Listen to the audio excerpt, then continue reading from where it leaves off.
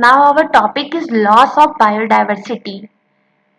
आपको पता है डेविड टिल्मान के आउटडोर प्लांट्स और पॉल इलिस का जो डेविड पॉपेट हाइपोथेसिस था, दोनों ने ये डिस्क्राइब कर दिया। आपको इसका पूरा समझ में आ गया होगा कि बायोडाइवर्सिटी की क्या इम्पोर्टेंस है। तो अगर बायोडाइवर्सिटी के लॉस हो रहे हैं तो ये एक तरीके का क्या है, अनबैलेंस्ड इकोसिस्टम का, और ये एज अ नेगेटिव इम्पैक्ट हम पे करेगा। तो कुछ देखा गया है कि कुछ स्पेसीज एक्सटिंक्ट हो गई हैं। आईयूसीएन का कुछ रेड लिस्ट डेटा है जो एनसीईआरटी में दिया हुआ है, तो उसको आप एकदम से याद रखें। कौन सी स्पेसीज कहाँ से एक्सटिंक्ट हुई है, कितनी इनवर्टिब्रेट एक्सटिंक्ट हुए हैं, कितने vertebrates. Now let's start. IUCN red list data मतलब समझते हैं आप लोग, जो इंडेंजर्ड स्पेसीज है, जो एक्सटिंक्ट स्पेसीज है, उनकी लिस्ट। 2004 में आईयूसीएन का जो रेड लिस्ट डेटा था उसमें क्या था कि 784 species were extinct in the last 500 year में 784 स्पीसीज एक्सटिंक्ट हुई। और उसमें से क्या 338 स्पीसीज वर्टिब्रेट्स थी, 359 स्पीसीज इनवर्टिब्रेट्स थे एंड 87 स्पीसीज प्लांट्स के थे। कुछ एग्जाम्पल हैं, डोडो मॉरिटियस एक्सटिंक्ट हुआ, क्वागा अफ्रीका में एक्सटिंक्ट हुआ, ऑस्ट्रेलिया जो कि थैलेसिया जो कि ऑस्ट्रेलिया का था वो भी एक्सटिंक्ट हुआ, स्टेलर सी काऊ भी। मीन्स ये लास्ट 500 ईयर में ये dodo Mauritius, quagga and thylacine and Steller sea cow, ये लोग एक्सटिंक्ट हुए। और कुछ three subspecies of tiger भी एक्सटिंक्ट हुए, like Bali, Javan and Caspian. And 27 species has been disappeared in the last 20 years.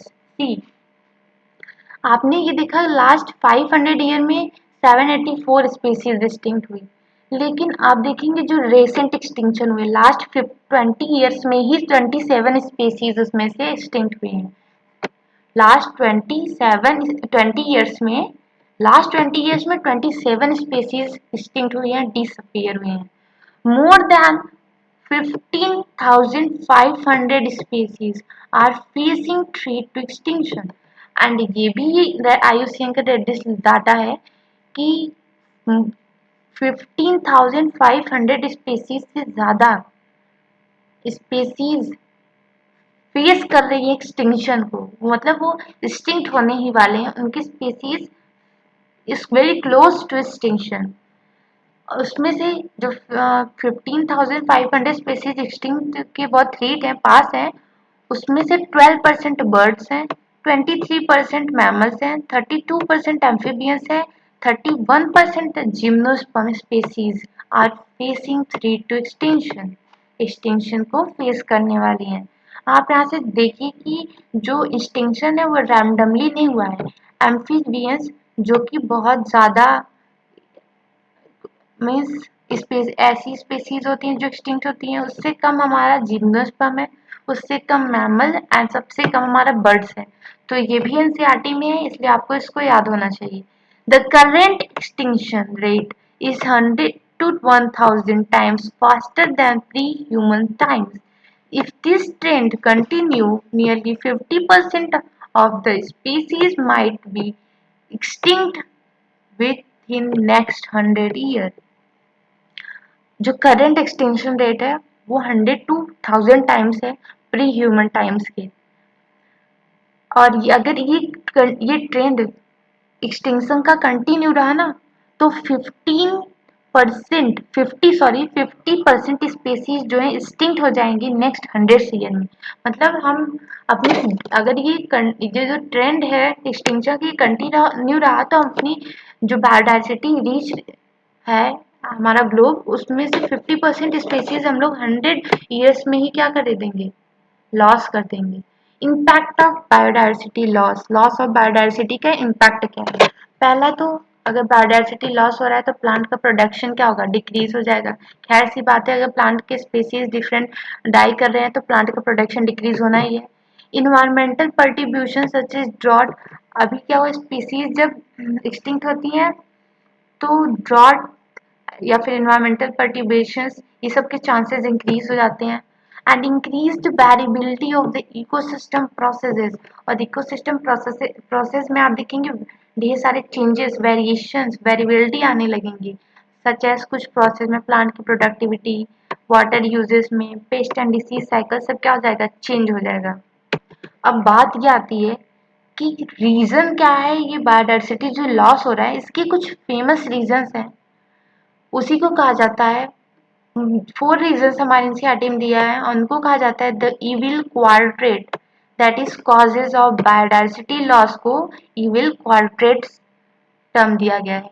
First क्या है, habit loss and fragmentation की वजह से बायोडाइवर्सिटी लॉस हो रही है।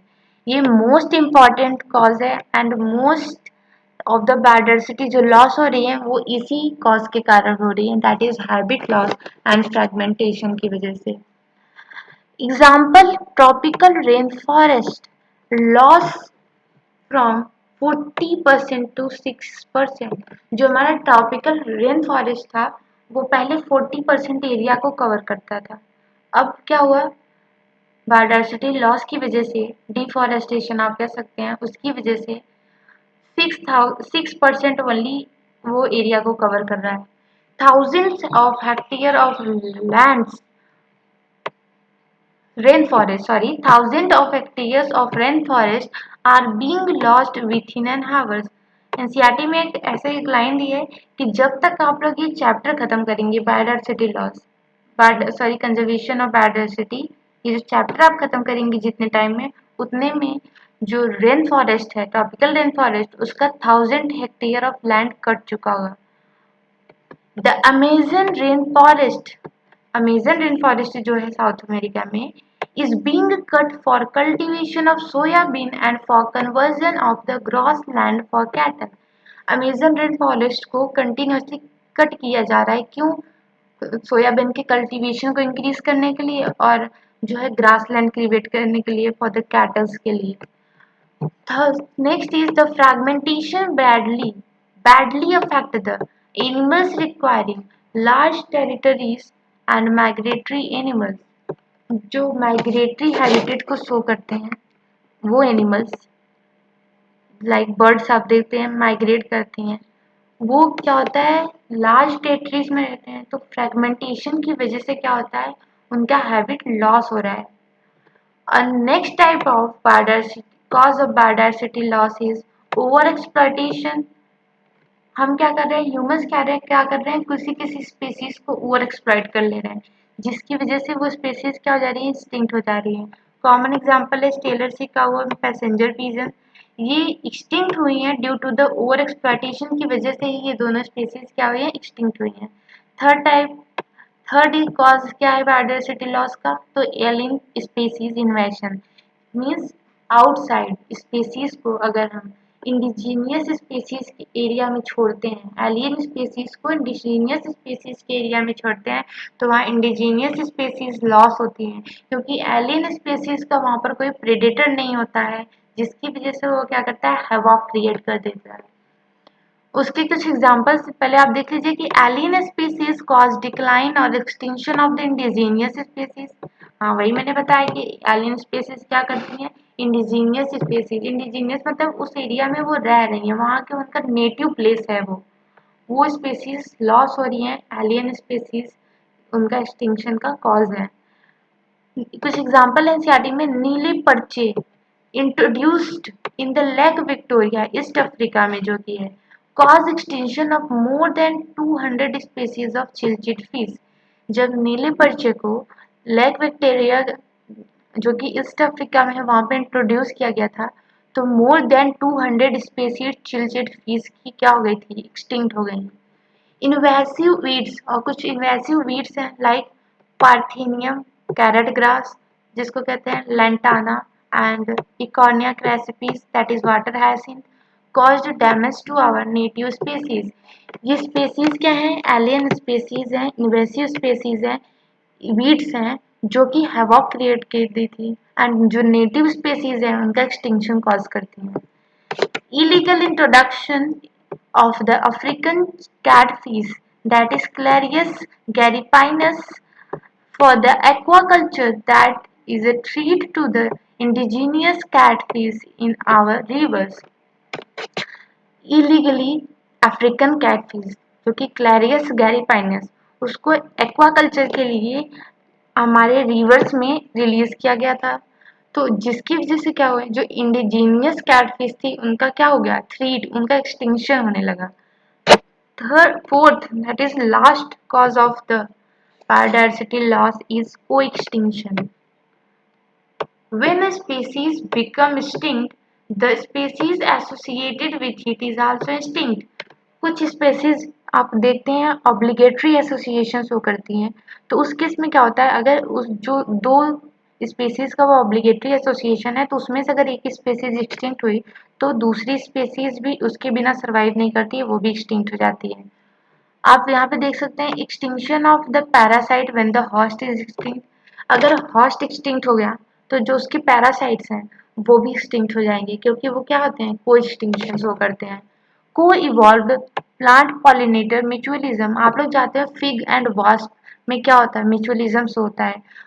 फिग ट्री को वास्प पॉलिनेट करता है एंड वास्प जो फिग होता है वो इंटर्न्स वास्प को कुछ फ्लोरल रिवार्ड्स प्रोवाइड करता है, और ये दोनों स्पीसीज एक दूसरे के बिना नहीं सर्वाइव कर सकती हैं। और यही कहा है कि को इवॉल्व प्लांट जो पॉलिनेटर्स होते हैं, प्लांट पॉलिनेटर्स, वो को इवॉल्व होते हैं। अगर एक आप कंसीडर करिए, आपने बिस्ट वो मेडिटेरियन ऑर्चिड्स आपने पढ़े होंगे, जब वो प्लांट के जो पेटल्स होते हैं वो कुछ अनकैनी रिजेंबल्स होते हैं, उनका कलर शेप साइज अगर कुछ चेंज होता है तो जो फीमेल बी होती है उसके उसका भी क्या वो चेंज हो जाता है एज कंपेयर टू, क्योंकि जब वो पॉलिनेशन के लिए क्या होता है, मेल उसको उस पेटल्स को एज अ फीमेल्स की तरह सोचता है कि वो फीमेल भी है, एंड फॉर स्यूडो कॉपुलेशन के लिए आता है, जिसकी वजह से वहाँ पॉलिनेशन हो जाता है। सेम वहाँ पे अगर पेटल्स इवॉल्व कर गई, अगर वो उसका कलर चेंज हो गया तो वहाँ पे फीमेल का जो होगा, जो फीमेल भी होगी उसका भी कलर चेंज हो जाता है, क्योंकि वहाँ पे को इवोल्यूशन होता है एंड को एक्सटिंक्शन होता है। एक्सटिंक्ट अगर उसमें से अगर एक स्पीसीज एक्सटिंक्ट होती है तो जो उसका पार्टनर होता है वो भी क्या हो जाता है, एक्सटिंक्ट हो जाता है। तो ये आपने चार क्या पढ़े हैं अभी तक, evil quartet that is the first is habit loss and fragmentation, ये मेजर कॉज है। Second one is over exploitation आपने पढ़ा, और तीसरा पढ़ा आपने alien species invasion, and fourth one is को एक्सटिंक्शन।